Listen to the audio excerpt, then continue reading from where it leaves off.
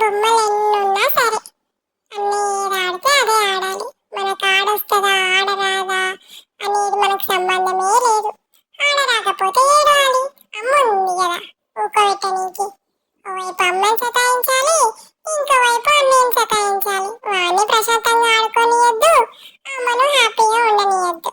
ఇద్దరం వేరు వేరు టాయ్స్, వేరు వేరు బొమ్మలతోని ఆడుకుంటే ఏం చిక్కుంటది? ఇద్దరం ఒకే బొమ్మ కోసం కొట్లాడాలి, ఒకే రకంగా ఆడుకోవడానికి కొట్లాడాలి. పాపం మా అన్నయ్య ఇక్కడ నా ఉయ్యాలతో కార్ డ్రైవింగ్ చేస్తా ఆడుకుంటా ఉన్నాడు. మనం ఎందుకు తగ్గేదేలే అన్నట్టుగా వాడు ఆడుతున్నాడు కదా, మనం కూడా ఆడదామని చెప్పేసి ట్రై చేస్తా ఉన్నాం. మనకు వస్తుందా రాదా అన్న విషయం పక్కన పెడితే వాడిని చెడగొట్టడమే మన లక్ష్యం. ఆ హ్యాపీనెస్ వేరే అసలు. ఇక్కడేమో అమ్మ వీడియో తీస్తుంది. బాయ్.